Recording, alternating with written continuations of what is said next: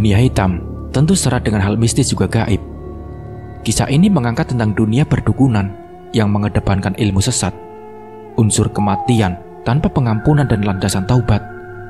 Dan akhirnya, hingga sampai ajal menjemput, bumi masih mendera sang mayat. 2004, tepat aku duduk di bangku kelas 2 SMU di Klaten, Jawa Tengah. Liburan sekolahku, kali ini aku pergunakan untuk pulang ke kota kelahiranku di Magelang, yang masih dalam lingkup kehidupan di lereng Gunung Merbabu.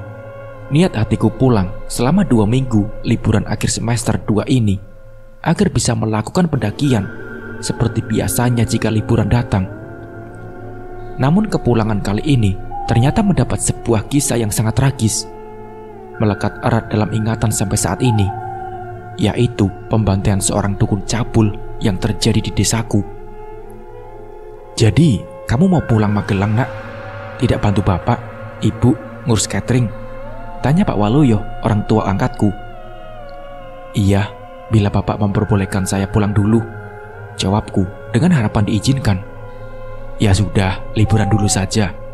Adikmu kalau mau ya diajak, biar silaturahmi dengan keluarga sana, suruh Pak Waluyo. Iya pak, terima kasih, balasku. Jadi, aku, Alzikra, semasa SMA tinggal di kota Klaten karena diangkat anak oleh salah satu murid Mbah Kiai. Dari SD sampai lulus SLTP, aku ikut menimba ilmu, mondok, juga sekolah di salah satu pesantren dekat rumah. Pak Waluyo ini sering menghadiri pengajian rutin setiap malam Jumat yang diadakan oleh Mbah Kiai. Aku anak yatim yang hidup dari belas kasihan orang.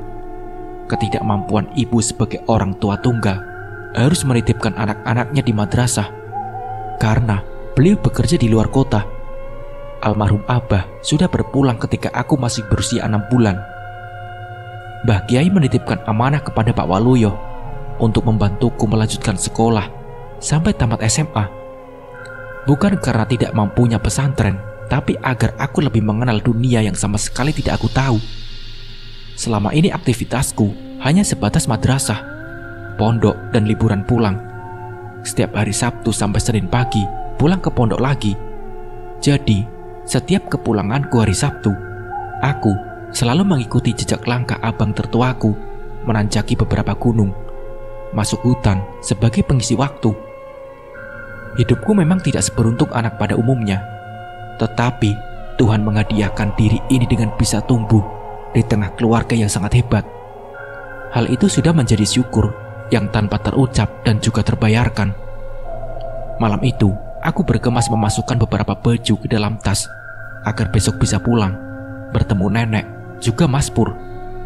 Andai Mbak Ita bisa pulang dari pondok, pasti bisa melepaskan rindu dengannya. Tiba-tiba, ketukan pintu kamar terdengar. Panggilan Farida, anak gadis satu-satunya orang tua angkatku, memanggil dari luar. "Mas, dipanggil bapak," katanya. "Iya dek, sebentar," jawabku.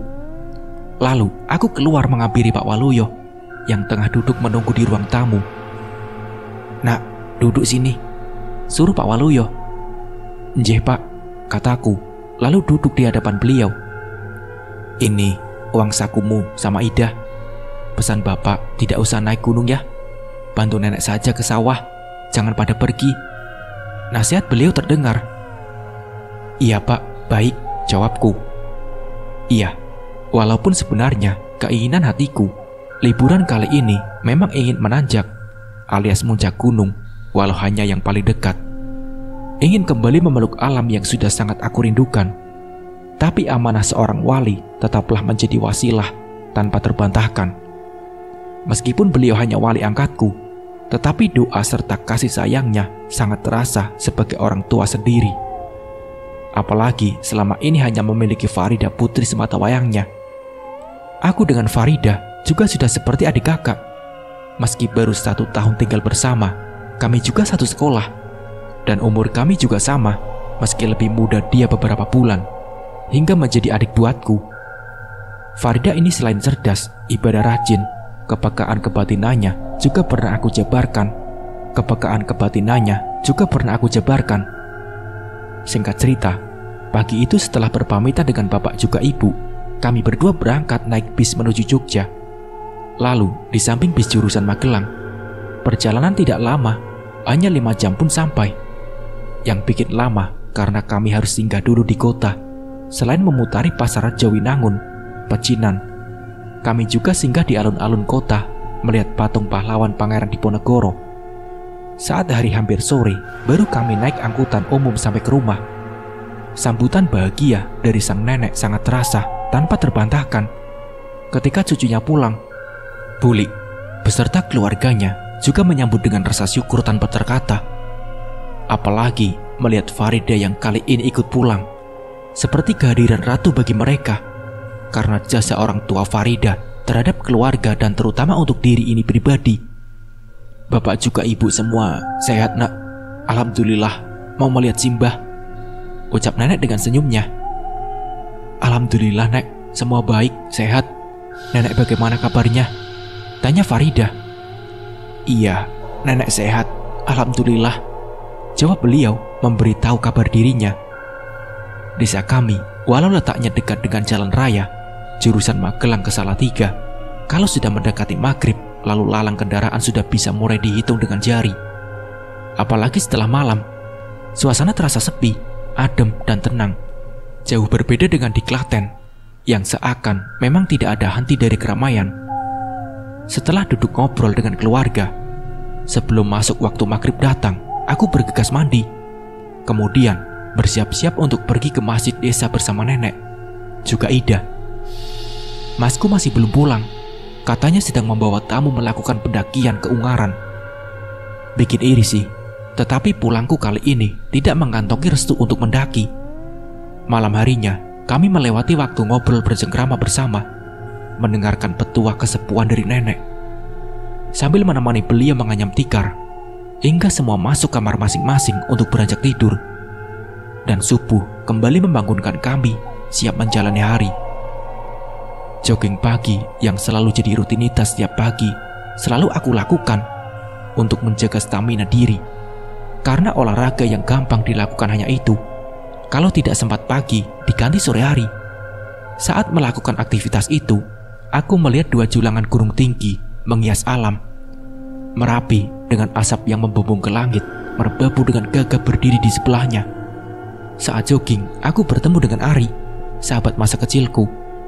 Alhasil, aku malah menghentikan joggingku dan memilih mengobrol dengannya. Kapan pulang, bro? Tanya Ari, sahabat kecilku. Bro, kemarin sore tiba di rumah, jawabku. Kabarnya sehat kan? Tanyanya, sambil menyodorkan rokok ke arahku. Sehat, selalu sehat kok. Sekolah kamu bagaimana? Tanyaku padanya. Ya, biasa saja. Sekolah tetap seperti biasanya, jawabnya. Kami berdua duduk di atas jembatan menikmati rokok, sambil mengobrol dengan keseruan masing-masing, menceritakan berbagai pengalaman. Aku memang merokok sedari kecil. Hal ini sangat tidak bagus dan jangan dicontoh. Nakal merokok ini dimulai setelah sunat kelas 3 SD sampai saat ini. Tak terasa, waktu bergerak dan pagi menghilang. Waktu menunjukkan pukul 9 pagi, aku beranjak pulang. Dalam obrolan tadi, ada kisah yang menarik perhatianku. Ari sempat menceritakan soal beberapa bulan lalu ada pengakuan orang. Kabarnya di desa sebelah Geger ada peristiwa tragis, yaitu sebuah pengakuan wanita tengah hamil disetubui oleh seorang dukun. Hawa nafsu dan keangkaran murkaan yang paling berbahaya adalah hal yang berasal dari dalam diri pribadi seseorang. Karena hal tersulit yang dilakukan oleh manusia itu sendiri, yaitu melawan ego dirinya sendiri.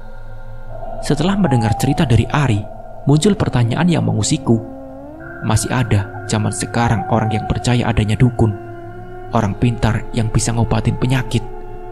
Kenapa masih pada keblinger dengan semua itu? Sementara di puskesmas desa buka setiap hari untuk melayani masyarakat. Hari sudah menjelang siang. Aku masih duduk dengan Ida yang tengah membantu nenek menyerut pelepah lidi kelapa untuk membuat sapu. Saat aku hanya bengong saat teringat cerita itu. Kok bisa ya dukun mengambil pasiennya sendiri, gumamku. Kalau hal itu benar-benar terjadi, tentu bisa dipidanakan, gumamku lagi. Mikir apa, Nang? Tanya nenek. Mau tanya, Nek, apa benar ada dukun di sini? Tanyaku dengan sang nenek. Lah mau apa, Nak? Percaya kok sama dukun? Ucap nenek dengan tetap fokus menyerut lidi. Hanya tanya saja, Nek, jawabku merasa tidak enak hati. Walaupun keluarga kami hidup dengan kata sederhana saja, namun soal sakit, kami lebih mempercayakan berobat ke puskesmas atau Pak Mantri, dokter desa, ketimbang mempercaya yang namanya orang pintar atau dukun. Mendengar perkataan Simbah tentang dukun membuat wajah Farida terlihat sedikit kecut, karena Pak Waluyo sendiri juga merupakan orang yang membuka praktek spiritual, namun dengan ranah yang berbeda, karena berpedoman dengan iman. Melihat hal itu, aku hanya diam, lalu beranjak pamit untuk pergi ke sawah. Walau tidak mengerjakan apa-apa di sana, hanya mencari angin dan berharap ada hal seru yang dapat aku lakukan. Kemudian, aku meninggalkan Farida dengan nenek berdua di rumah. Setelah berpamitan, aku mengambil golok untuk dibawa dan berangkat menuju ke sawah.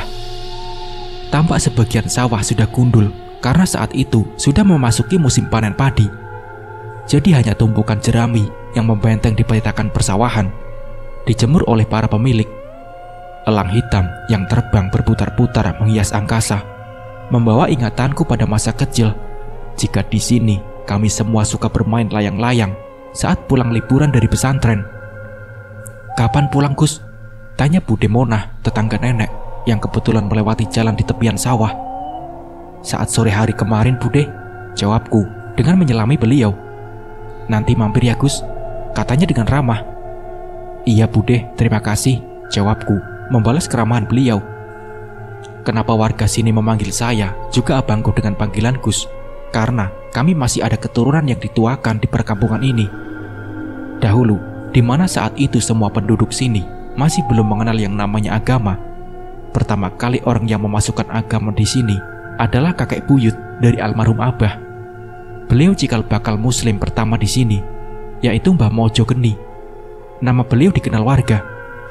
Dan kisah Mbah Mojo ini sudah saya tuliskan dalam kisah Segoro Geni. Saat aku duduk di gubuk pondok tepian sawah sambil makan pepaya yang kebetulan masak menggelantung di pohon, Mas Supri datang hendak mencari rumput. Namun ia memilih menghampiriku karena melihatku duduk seorang diri. Wah, santai Mas Al, tanyanya. Iya, makan pepaya Mas, jawabku, memberitahu juga menawarinya. Kami akhirnya ngobrol dan ngerokok bareng sambil memakan pepaya. Anehnya, dari obrolan kami, aku baru tahu kalau ternyata tetanggaku ini sudah lama menunggu akan pulang dan kebetulan saat ini bertemu. Ternyata dia punya maksud untuk meminta doa atau amalan. Ia ingin memikat seseorang gadis yang sudah lama dia suka, namun tidak berani untuk mengutarakan rasa itu. Nek, kalau seandainya ada doa atau ajian mantra yang sakti, saya dikasih Mas. Kan dengan saudara sendiri, ucapnya menyampaikan maksud. Loh Mas, kan ada dukun sakti di sini. Masa mintanya dengan saya? Tidak punya apa-apa saya ini Mas, jawabku dengan menahan tawa karena permintaan yang tidak aku mengerti. Loh, kalau minta dengan dukun kan beda jalurnya Mas, tidak sah, itu ilmu hitam, ucapnya. Mendengar itu, aku hampir tersedak, menahan tawa yang ternyata sudah tidak bisa dibendung lagi. Keluarlah tawa ini dengan mulut yang aku tutup dengan tangan. Takut pepaya di dalam mulut ini menyembur ke mukanya. Mas, kalau kamu memang suka beneran dengan mbaknya itu, besok sore pergi dengan saya, jangan takut ditolak, ucapku untuk membangkitkan rasa percaya dirinya tumbuh. Menurutku, manusia tidak akan pernah tahu rasa orang lain tanpa ditanya, dan manusia tidak akan pernah terlihat niat tulusnya tanpa ditunjukkan. Untuk itu, hal seperti ini hanya membutuhkan mental saja, tanpa perlu doa atau mantra dalam menaklukkan hati. Kembali berserah pada sang penentu. Jika berani menumbuhkan rasa, maka utarakan dengan ketulusan dan kembalikan semua hal kepada Tuhan semesta. Setelah merasa yakin dengan apa yang aku katakan, akhirnya dia berpamitan melanjutkan kegiatannya dengan bermodal hati yang lebih tenang, memiliki sedikit keyakinan untuk besok diterima cintanya oleh gadis itu. Sementara aku juga tidak tahu apa yang bakal terjadi, apa diterima atau ditolak. hanya bisa mendoakan niat baik Mas Supri.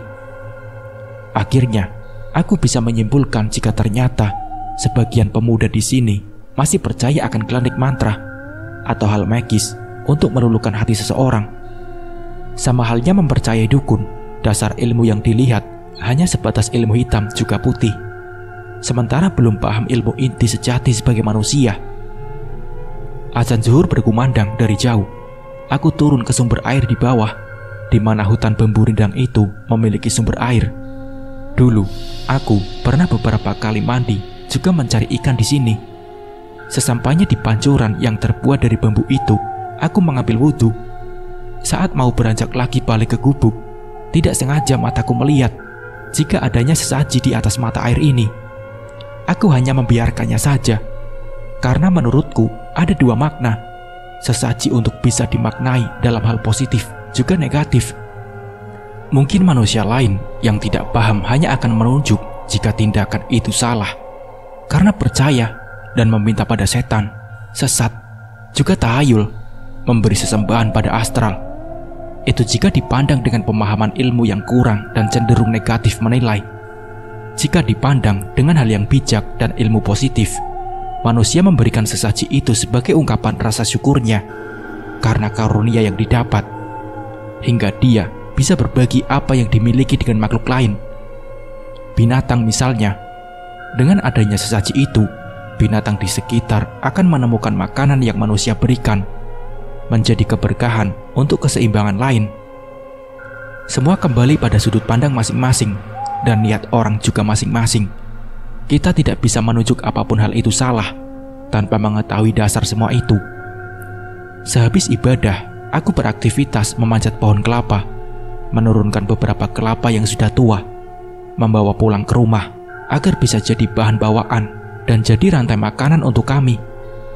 Semua ini adalah keberkahannya. Sekecil apapun, jangan luput dari rasa syukur. Tuhan selalu memberikan rezeki tanpa harus menyusahkan umatnya. Saat aku sampai di rumah tampak sudah sepi, tidak ada orang. Entah kemana perginya nenek dengan Farida. Saat aku makan siang, tiba-tiba terlihat warga beramai-ramai membicarakan sesuatu dengan keras, namun tidak bisa aku pahami. Mereka semua melewati sisi samping rumah, yang kebetulan di situ jalan menuju lapangan besar. Aku langsung meletakkan piring yang masih penuh dengan nasi, keluar rumah dan bertanya dengan rombongan orang-orang dengan wajah beringas itu. Pak, ada apa ya? Tanyaku. Dukun cabul sedang diajar masa, jawab salah satu dari mereka. Mendengar hal itu, aku ikut dengan rombongan warga, penasaran melihat apa yang sebenarnya terjadi, memastikan dengan mata kepala ini agar lebih jelas dan tahu duduk perkaranya. Sesampainya di lapangan, orang sudah berkumpul riuh, sangat ramai. Mereka berteriak penuh emosi dan umpatan kebencian. Aku menerobos kerumunan orang-orang yang tengah menyaksikan hal brutal itu. Terlihat olehku, seorang laki-laki tengah diajar secara membabi buta oleh warga dan para pemuda desa. Tubuh itu diikat di salah satu tiang gawang yang ada di pinggir lapangan. Mukanya berlumuran darah, baju sobek combang-camping. Aku mendekat agar tahu siapa dukun ini. Ternyata dia adalah Pak Panjalu, warga desa sebelah yang memiliki istri orang sekampung dengan kami. Aku melihat orang-orang terus mengantamkan berbagai benda yang mereka pegang. Kayu, batu, besi, juga bata merah. Apapun yang orang-orang itu temukan digunakan untuk senjata. Namun yang kusimpulkan dari peristiwa yang kulihat ini, bahwa Pak Panjalu bukan sembarangan orang. Luka akibat benda-benda yang merobek daging juga kulitnya seketika menutup kembali setelah darah keluar menetes. Tatap itu penuh kebencian dan menandai semua orang yang menyaksikannya. Hanya senyum sinis yang menghias menjunjing mengejek mereka semua. Merah darahnya keluar bukan berarti raganya terluka. Tatap mataku beradu pandang dengan Pak Jalu. Hanya tatapan itu memberi isyarat padaku agar jangan ikut mengotori diri seperti warga lainnya. Warga yang menyaksikan itu ada yang merasa iba, ada juga yang jengkel karena kelakuan yang Pak Jalu buat. Teriakan tidak berhenti sampai hari beranjak sore, dan warga yang kesetanan itu pun lambat laun mulai lelah mengajar dukun sakti ini. Sampai semua berhenti dengan sendiri-sendiri. Lalu teriakan lelaki setengah tua itu terdengar. "Kalau aku tidak mati hari ini, kalian semua yang akan mati," ucapnya dengan marah. Mendengar ancaman itu, kembali para pemuda tersulut emosi dan menghadiahkan bogeman-bogeman sesuka mereka semua. Terus dilayangkan emosi mereka semua, sepuas dan selelah mereka. Namun tetap manusia itu hanya tersenyum dengan luka yang kembali pulih dan menutup normal. Selalu pandang di atas langit masih ada langit. Sesumber akan kesombongan karena sakit itu hanya kebodohan yang jika dituruti dan mempercayai bisikan penunggu ilmu akan membuat kita lupa jika masih ada Tuhan yang Maha Esa atas segala maha. Semakin lama, hingar-bingar amukan massa semakin menjadi. Mereka kembali tersulut amarah ketika mendengar ancaman yang terus keluar dari mulut Pak Jalu. Kemudian, Pak Jalu menunjukkan kesaktiannya dengan memutuskan tali yang mengikat dirinya itu. Semua massa mundur ketakutan ketika melihat jika dukun ini kini terbebas dan bisa melawan siapapun. "Maju semua, maju jika ingin mendekati mati," ucap Pak Jalu menghardik semua orang yang berada di situ. Beberapa pemuda yang merasa tertantang pun akhirnya beramai-ramai kembali memukuli laki-laki itu, menjatuhkannya ke tanah, lalu kembali mengikat tubuhnya. Walau sesakti apapun dia, tenaga massa tentu lebih unggul dan membuat sang dukun kewalahan. Tiba-tiba ada seorang warga yang datang kembali membawa rantai untuk mengikat tubuh yang terus melawan itu. Aku menghampiri nenek dan Farida yang ternyata juga ada di situ untuk mengajak mereka pulang. Semua manusia sudah diselimuti amarah. Mereka dengan setan-setan yang semakin bertengger dalam hati, membutakan mata kemanusiaan. Ini bukan memberi jerah, tapi lebih pada ambisi massa untuk menaklukkan dukun itu. Bahkan bisa menjadi keinginan mereka untuk membunuh sesama manusia. Ayo pulang, pulang," kataku pada Farida juga nenek. "Oh alah Jalu, kok kasihan banget hidup kamu," ucap nenek sambil berjalan pulang. Sampai malam hari, kericuhan itu tidak berakhir, penuh dengan teriakan manusia tanpa surut dengan kata-kata lancang. Seakan kehidupan hanya milik mereka semua, menganggap kesalahan orang lain menjadi ketentuan untuk mereka sirnakan dari muka bumi ini. Mereka lupa jika Tuhan sang pemilik samudera pengampunan tanpa memilah siapapun manusia itu. Sehabis Isya, aku duduk di depan rumah ditemani oleh Farida yang merasa aneh melihat semua ini. Beberapa kali dia menanyakan perihal penyiksaan itu. "Mas, memang gak ada aparat kepolisian atau apa gitu yang bisa menghukum bapak itu daripada seharian penuh disiksa tanpa berhenti?" Dia mempertanyakan keheranannya. "Ya adalah, pihak berwajib tentunya. Mungkin belum disampaikan kabar ini ke mereka, atau entah bagaimana aku juga kurang tahu, Dok," jawabku. Sesakti apapun manusia, jika diperlakukan demikian, ujungnya mati juga, imbunya dengan sedikit menatap kosong. "Iya juga sih, tapi sepertinya warga juga sudah kesetanan, apalagi mendengar beberapa kali ancaman dari Pak Panjalu itu," ucapku. Tidak berapa lama, terlihat ada motor yang melaju dengan kecepatan tinggi dan menyeret manusia yang terantai itu. Kilapan aspal menyala, memercikan cahaya karena gesekan besi rantai, terseret berguling tanpa arah. Manusia itu disiksa sampai habis sebagian pakaiannya tergerus jalanan. Darah bekasnya itu menggaris di atas jalan hitam itu. "Astagfirullahaladzim," teriak Farida. Kami berdiri menatap dengan rasa tidak tega melihat manusia diperlakukan seperti hewan. Gerombolan massa sudah berkerumun memegang kayu juga besi, menunggu motor itu balik membawa korban ke arah mereka. Suara geberan motor itu sangat keras, terdengar memutar balik dari kejauhan kembali melaju kencang, menyeret raga laki-laki itu. Sesampainya di hadapan orang-orang itu, kembali memukulinya seperti ingin membunuh binatang. "Kamu masuk saja, Nduk," suruhku ke Farida. "Iya, Mas," jawabnya, langsung berlalu masuk ke dalam rumah. Peristiwa itu menjadi beban bagiku. Ingin menolong tidak bisa, membiarkan juga ikut kena imbas dosa. Karena mata ini menyaksikan Niat hatiku ingin mencoba mendekat, lalu berusaha sebisanya berbicara dengan mereka. Belum sampai di tempat itu, terlihat 4 orang menggotong batu paving beton, menimpakan pas di kepala laki-laki yang tergeletak itu. Prak! Beton itu hancur menjadi beberapa bagian. Pecah juga kepala orang sakti itu. "Mati kau! Mati! Bangsat!" kata itu terus keluar saling mengumpat dengan kebanggaan diri saat mereka semua dirasuki oleh setan dalam dirinya. Tubuh itu terlihat kejang. Ia belum juga mencapai matinya, mesti darah dan otak telah berhamburan. Matanya masih melotot tanpa berkedip, dengan darah yang menggelembung dari hidung, hingga cucuran darah segar keluar dari mulut. Penyiksaan itu belum berakhir sampai datang Mas Pur, abang kandungku, yang baru saja tiba dari mendakinya. "Astagfirullah, kalian kalau mau menyiksa orang jangan seperti ini, kasihan dia. Cabut saja cincin di jari itu biar mati," Mas Pur berkata dengan rasa ibanya itu. "Tidak usah ikut-ikut, Gus, kalau takut dosa," teriak salah satu dari mereka. "Aku tidak ikut campur, Kang. Cuma ketahuilah, manusia ini akan menuntut balas," jawab Mas Pur, lalu berlalu pergi pulang ke rumah. Tubuh tidak berdaya itu terus kejang-kejang. Suaranya ngorok seperti ingin mengucapkan sesuatu. Namun, mulut terus keluar darah yang menyumbat di tenggorokannya. Aku hanya mendekat, lalu tepat di hadapannya, jongkok meminta maaf, sambil mencabut cincin di jari tengah sebelah kanan. Hingga suara itu terhenti. Tubuhnya lemas, terkulai mati, tidak bernapas lagi. Satu persatu, aku menatap mereka semua, yang kini berselimut ketakutan dengan sendirinya. Menandakan setan yang menyusup ragam mereka sudah pergi dengan kemenangan. Aku berdiri di atas kubangan darah bercampur otak manusia, lalu memberikan cincin itu ke salah satu pemuda yang ikut menghakimi si dukun sampai mati.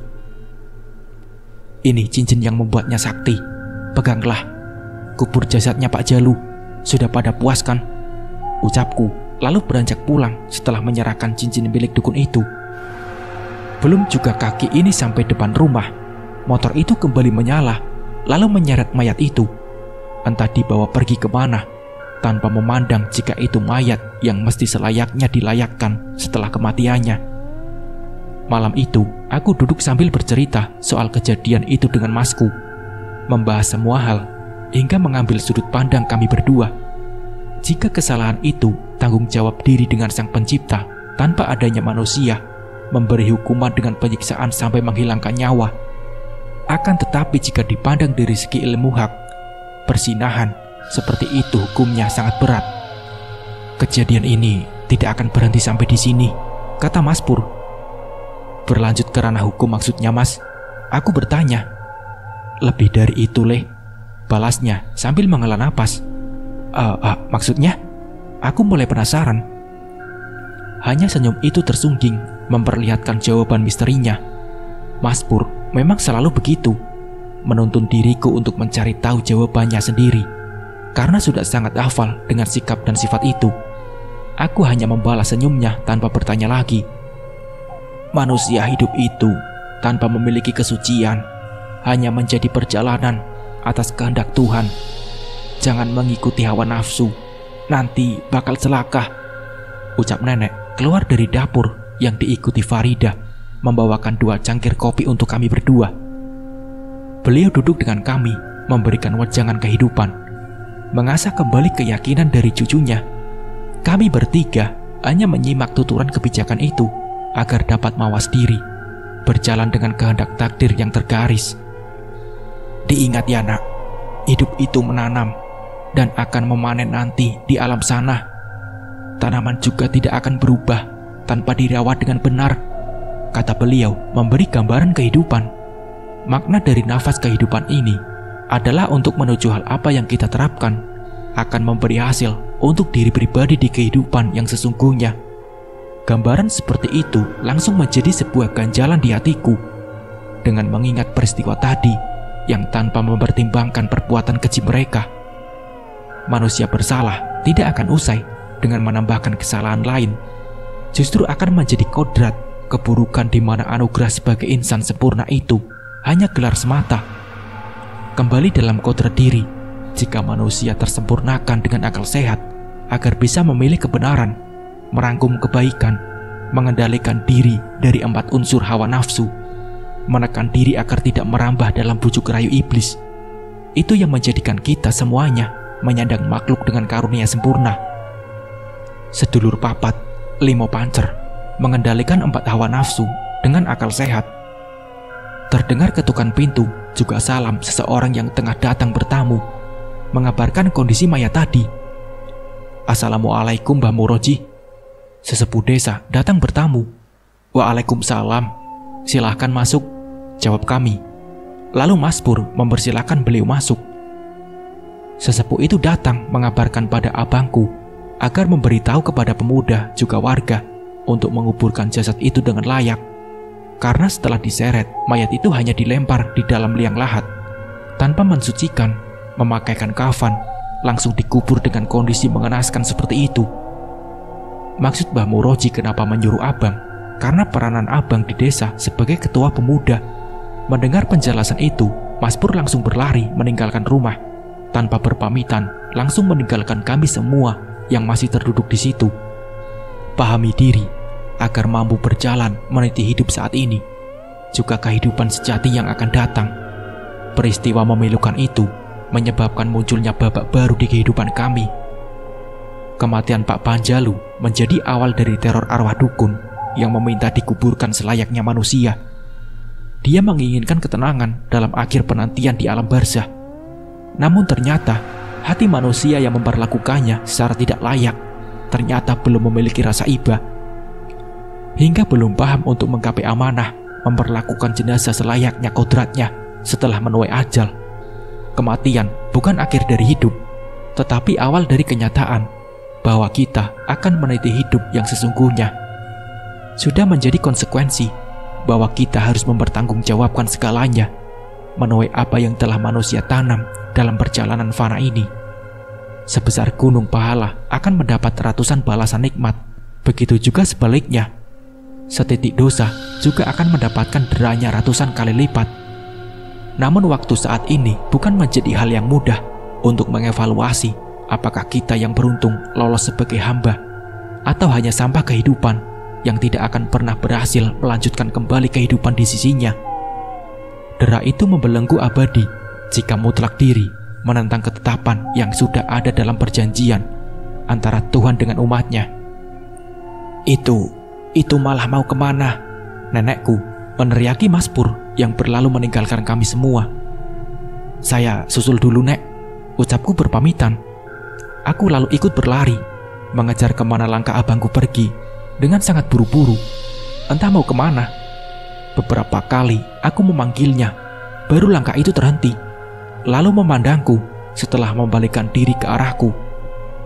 "Mau kemana, Mas?" tanyaku kepada Mas Pur. "Kamu tunggu di rumah saja. Aku mau bertamu ke Pak Kades. Jika mayat itu harus disempurnakan, dikuburkan selayaknya manusia," jawab abangku dengan sangat buru-buru. Aku ikut, Mas," kataku, ingin menemaninya. "Sudah, tidak usah, Leh. Kamu bilang Armani saja kalau Mas menunggu di rumahnya Pak Kades," suruhnya padaku. Tanpa berlama-lama, dia melanjutkan kembali langkahnya. Aku menuruti perkataannya, pergi ke rumah sahabat baiknya. Seperti biasa, kampungku selalu sepi ketika malam hari.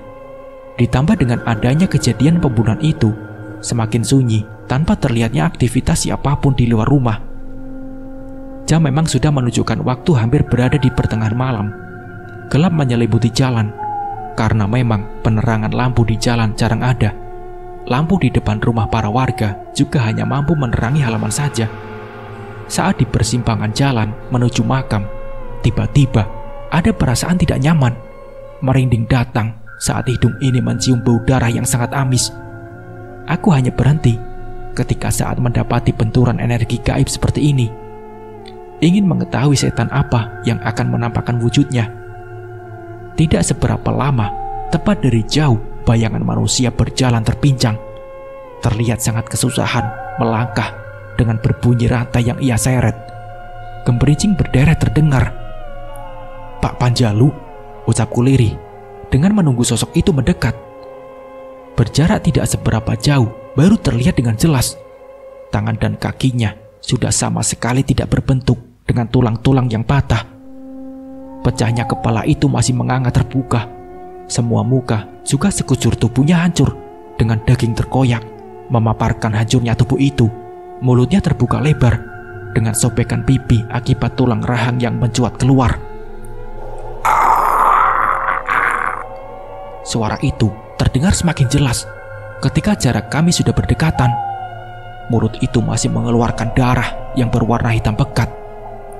Innalillahi wa inna ilaihi roji'un, kata itu yang terucap saat melihat kondisi Pak Panjalu. Langkahnya berhenti saat dia berdiri di depanku. Hanya suara ngoroknya yang terdengar tanpa mengucapkan apa-apa.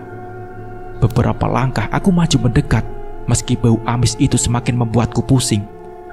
Tetapi dengan sempoyongan dan susah payah, mayat itu pun bergerak mundur.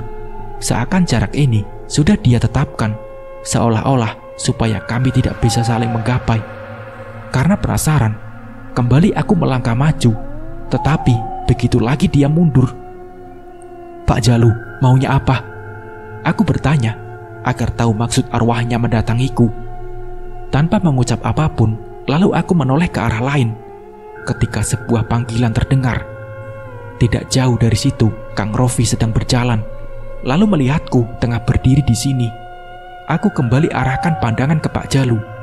Namun sosok itu sudah tidak terlihat, menghilang begitu saja tanpa meninggalkan pesan apapun. Hal itu membuat aku hanya menghela nafas dengan rasa tidak karuan diperlihatkan kondisi jasad itu. Ada apa di situ, Mas? Tanya Kang Rofi. Tidak ada apa-apa, Kang. Mau menuju rumahnya Kang Armani, jawabku. Maaf, Mas, saya ini ketakutan. Tiba-tiba ucapannya terdengar memberitahu. Lah, ada apa, Kang? Tanyaku ingin tahu. Rumah saya digedor orang, Mas. Namun dicari tidak ada siapa-siapa, dia menjelaskan dengan kepanikan. Mendengar perbincangan kami, ada beberapa warga yang datang menghampiri. Mereka menceritakan jika rumah mereka semuanya digedor oleh orang. Namun ketika mereka memastikan keluar dan mencari ke seluruh halaman, juga pekarangan rumah, tidak ada siapapun. Mereka juga mendengar bunyi seretan rantai terus berjalan mengelilingi rumah sambil menggedor pintu juga jendela. Peristiwa ini dirasakan oleh semua orang yang tengah berkumpul. Mereka memastikan jika mulai diteror oleh setannya dukun itu. Sementara penguburannya masih sangat baru, hanya hitungan jam lalu. Janji itu langsung dibayarnya tanpa menunggu lama. Jika Pak Jalu menuntut balas, kematiannya akan membawa kegentingan baru. Para warga yang kini merasa ketakutan itu beramai-ramai mendatangi rumah Pak Lurah, meminta pendapat atas ketakutan yang mereka alami. Kini malam jadi ricuh dengan berita baru yang sangat cepat menyebarkan. Hingga hampir semua warga mengalami hal dengan teror yang sama. Tanpa harus mendatangi Kang Armani, ternyata dia sudah datang kemari, bebarengan dengan Arif adiknya. Lalu aku menyampaikan apa yang disuruh oleh abang. Dia pun langsung bergegas menyusul Mas Pur di rumahnya Pak Cari, karena di sana pasti ada hal penting yang dibahas mengenai masalah ini. Setelah semua bubar, aku menuju pulang untuk memastikan jika nenek juga Farida tidak apa-apa di rumah. Tetapi aku tetap merasa tenang karena adik angkatku itu sudah biasa soal astral. Bersinggungan dengan gaib juga tidak membuatnya gentar. Apa benar ini semua perbuatan Pak Jalu jika dirinya belum merasa tenang dalam liang kuburnya? Terus pertanyaan itu berulang kali muncul dalam benak. Ingin rasanya ditemui lagi. Lalu sosok mayat itu menyampaikan maksudnya agar bisa tahu keinginan yang dimaksudkan. Tetapi hati ini juga yakin jika arwah itu masih merasa belum disemayamkan dengan baik. Jadi sangat wajar jika semua ini terjadi. Meminta pertanggungjawaban semua warga demi ketenangan dirinya. Assalamualaikum, jawabku ketika tiba di rumah. Waalaikumsalam. Jawaban itu terdengar dari Ida yang lalu membukakan pintu. Mana nenek, Duk? Tanyaku padanya. Nenek tidur, Mas, jawabnya. Aku dan Farida duduk meminum kopi buatannya yang kini sudah dingin. aku menceritakan pada Farida jika warga sudah mulai merasa diteror oleh arwah dukun itu. Namun gadis di depanku ini hanya tersenyum. Senyumannya menjadi jawaban bagiku jika dirinya seakan sudah mengetahui semua itu akan terjadi. Yang semua warga rasakan juga aku sendiri mendengar, Mas. Hanya tidak menghiraukan hal itu. Katanya memberitahu. Jadi tadi di rumah ini juga digedor-gedor ya, Nduk? Aku bertanya karena penasaran. Iya, Mas. Dan feeling aku juga mengatakan jika itu bukan perbuatan wajar manusia, makanya aku biarkan saja tanpa mengintip keluar, ujarnya. Ya sudah, istirahatlah, Nduk. Sudah larut, kataku padanya. Malam ini, aku hanya duduk sambil menikmati kopi juga rokok, berharap jika gangguan itu muncul, agar dapat aku hampiri mayat berjalan itu. Tetapi sampai jam 3 dini hari, semua yang diharap tidak kunjung datang. Justru abangku yang kini sudah pulang ke rumah menceritakan jika besok pagi semua sepakat untuk membongkar makam itu, mensucikan mayat, memakaikan kafan, dan digelar tahlilan agar kampung ini bisa tenang. Warga tidak merasa mencekam melalui malamnya dalam rumah mereka sendiri. Sampai subuh berkumandang, aku masih terjaga dalam kamar. Lalu nenek mengajak untuk pergi ke masjid. Belum sampai di masjid yang tidak seberapa jauh dari rumah itu, seorang bapak-bapak lari ketakutan dengan muka pucat menghampiri kami, berteriak meminta tolong jika dirinya melihat Pak Panjalu. Nek, ada setannya Pak Jalu, ucap bapak itu yang memberitahu kami. Setan apa? Berani membunuh orang kok takut setan? Nenek berkata dengan sedikit menyindirnya. Sumpah, Nek, sumpah, aku sedang wudhu, dilihatin kok. Kembali bapak itu menjelaskan sambil bergidik ngeri. Lalu kembali berlari ke rumahnya, tidak jadi ikut berjamaah di masjid.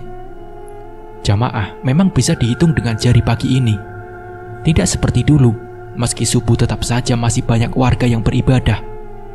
Entah lantaran mereka takut datang ke masjid karena setan itu, atau memang sudah lama tempat ibadah ini sepi. Aku yang jarang pulang tidak tahu akan pastinya. Ternyata masih saja banyak manusia yang bisa ditakuti jin atau arwah orang mati yang tidak tenang seperti itu. Entah apa yang menjadikan semua itu sebagai sebuah kengerian. Padahal menurutku, semua juga akan melewati fase kematian. Yang hidup akan mati untuk kembali. Sekarang mereka takut melihat wujud yang menakutkan. Namun mengapa saat beramai-ramai mengajar secara membabi buta, mereka semua tidak merasa takut melihat bentuk yang sama? Justru setelah menjadi mayat, semua menjadi ketakutan sendiri-sendiri. Manusia banyak lucunya. Sepulangnya beribadah di masjid, aku tertidur karena memang semalaman tidak bisa tidur memikirkan semua peristiwa ini. Dan juga menunggu yang tidak datang, yaitu arwah Pak Panjalu. Jam 9 pagi, abangku membangunkanku untuk ikut datang membongkar makam sang dukun bareng dengan warga lainnya. Ajakan itu langsung aku iakan untuk hadir ke makam bareng dengan abang dan yang lain. Rasa ketakutan itu dimunculkan oleh yang gaib agar mudah mempengaruhi diri kita yang tidak memiliki landasan iman dan keberanian.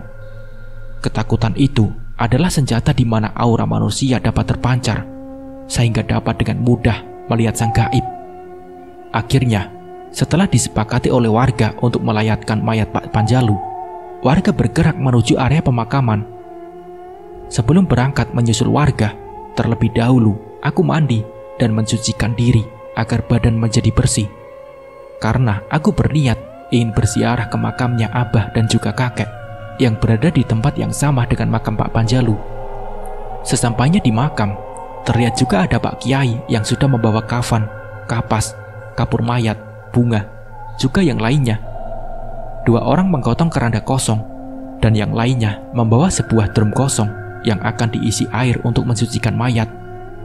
Namun saat mereka sampai ke makam Pak Panjalu, betapa terkejutnya warga menemukan suatu hal yang tidak terduga terjadi. Ternyata liang lahat itu sudah terbuka dan mayat di dalamnya sudah menghilang tanpa diketahui oleh penduduk di sini. Jasad Pak Panjalu sudah tidak ada di dalam kuburnya, membuat gempar dan suasana menjadi mencekam. Hal itu menyebabkan warga menjadi riuh keributan kembali terjadi di antara mereka. Seketika, suasana menjadi hingar-bingar. Ketakutan secara perlahan mulai merengkuh penduduk. Semua membatin.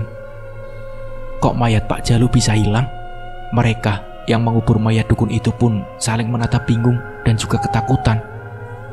Ini tadi malam sudah dibongkar orang, ucap salah satu orang di sana.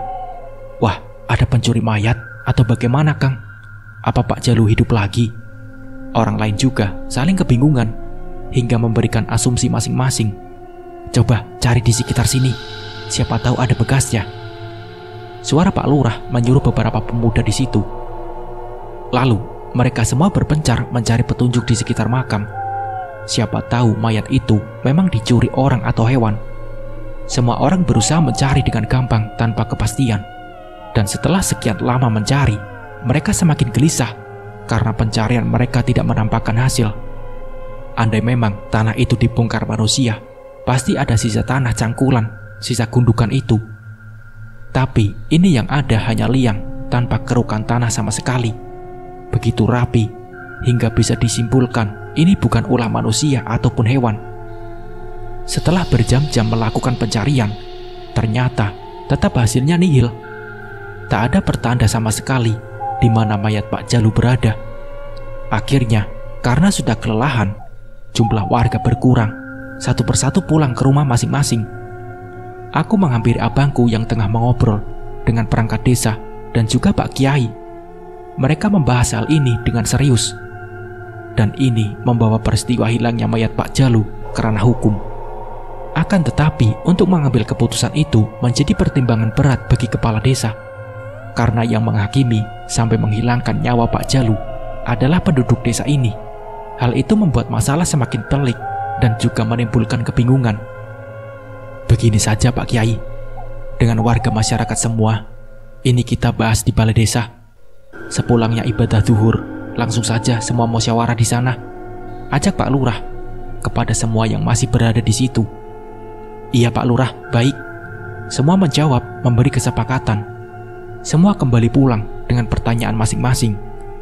Sepanjang perjalanan, mayat Pak Panjalu masih jadi bahasan semua mereka. Kejadian seperti ini baru pertama kalinya aku lihat dan ikut serta menyaksikan semua alur kejadian itu. Sampai hilangnya mayat dari liang lahatnya. Sungguh sangat tidak masuk akal, untuk mencari jawaban pun terasa sangat sulit. Sampai Pak Kiai sendiri pun masih belum menunjukkan di mana sebenarnya Pak Jalu. Masih menjadi misteri di desa ini. Mas, sini, panggil Farida yang duduk di teras rumah. Apa Nduk? Tanyaku, lalu menghampirinya. Tunggu nanti malam, jika mendengar lolongan anjing hutan, berarti itu Pak Dukun itu, katanya memberitahuku. Kok bisa itu Pak Jalu? Anjing hutan masih banyak di sini Nduk, walau jarang terdengar sih, kecuali malam tertentu, jawabku pada Farida. Iya Mas, tapi itu yang Ida lihat, ibunya memberitahu. Saat kami masih asik membahas mayat Pak Jalu, tiba-tiba Mas Pur datang berjalan dengan kepala menunduk. Berkali-kali menyibakkan rambut gondrongnya, mengucap salam saat tiba di halaman rumah, dan membuka keran air membasuh kakinya. Dia tidak langsung masuk, tapi malah ikut duduk bareng aku dan Farida. Meleset sudah perhitunganku, kata Mas Pur. Meleset bagaimana Mas? Kataku bertanya. Orang sini itu tidak mengerti jika Pak Jalu itu kalau meninggal bisa menjelma menjadi anjing siluman. Penjelasan abangku dengan serius. Lah, sudah dimusyawarahkan belum Mas dengan warga di sini? Bagaimana solusinya? Jawabku. Di tengah obrolan kami, Farida langsung pamit masuk ke dalam karena dia juga merasa canggung dengan abangku. Namun kedua tuturan antara abang dengan adik angkatku kurasakan memang benar. Jika mayat itu sekarang tengah menjelma menjadi seekor anjing baung atau siluman anjing, itu ilmu yang selama ini diamalkan sang dukun, sehingga dia menjadi sakti dan ingin manunggal, yaitu setelah kematian menjadi siluman agar bisa abadi di alam fana ini. Menurut penjabaran abang, ternyata dalam menuntut ilmu hitamnya, syarat yang harus dilakukan adalah dengan meniduri pasiennya. Tidak heran jika semua pasien wanita yang datang pada Pak Jalu selalu disetubuhi untuk menyempurnakan ajian asuh bau itu. Meski tentunya dengan ada persyaratan lain yang tidak abang jelaskan. Dik Farida loh malah tahu. Masa kamu tidak tahu, Leh? Tanya Mas Pur. Manusia, Mas, ada keterbatasan dan kelebihannya masing-masing kan? Jawabku. Mendengar jawaban itu, abang hanya tersenyum, lalu menawariku rokok, agar siang ngobrol kami berdua bisa santai. Siang itu, sehabis menjalankan ibadah, sebagai warga, ada yang menghadiri rapat yang diadakan oleh Pak Lurah. Namun ada juga yang tidak bisa hadir, karena urusan masing-masing. Aku dengan teman-teman sebaya, hanya duduk di depan balai desa, menunggu hasil dari musyawarah itu. Perdebatan pun terdengar dari dalam, oleh pamong dan warga yang tidak ingin membantu menyelesaikan hal ini. Mereka lebih cenderung menuntut agar masalah ini segera diatasi dan selesai secepat mungkin. Sebenarnya, mereka itu ketakutan dengan sendirinya. Padahal masalah pelik ini ulah dari mereka. Andai semua bisa saling paham, saling kerjasama, dan merasa bertanggung jawab, masalah bisa secara pelan dicari solusinya. Ketegangan itu makin memanas ketika seseorang pemuda yang sok merasa hebat di kampung ini membentak. Dia tidak setuju dengan penjelasan yang diutarakan oleh abangku. "Sakti, kenyataannya juga mati manusia itu," teriaknya dengan merasa hebat.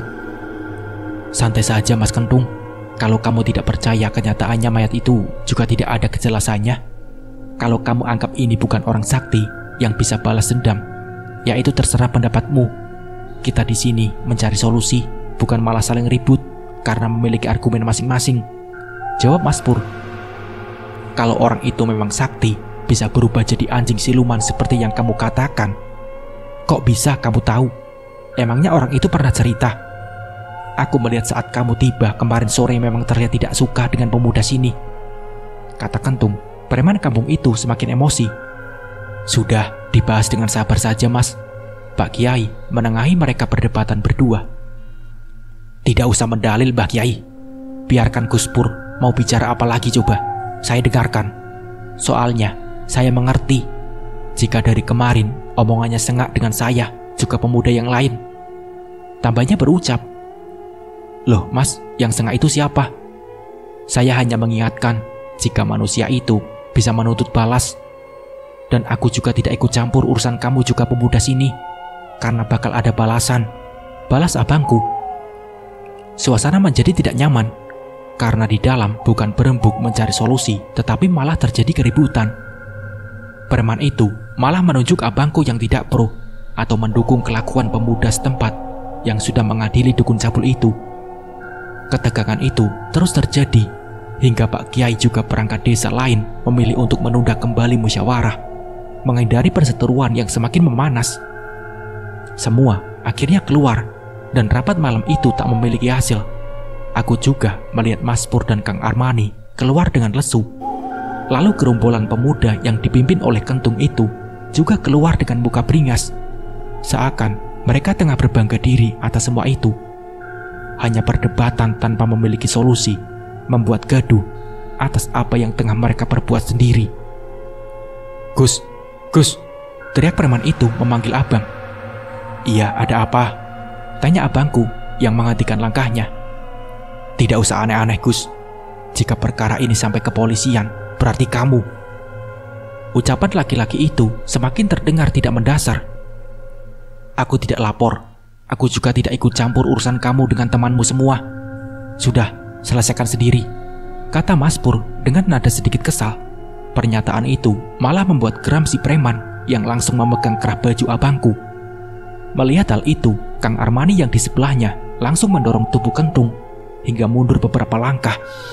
Dan setelah itu,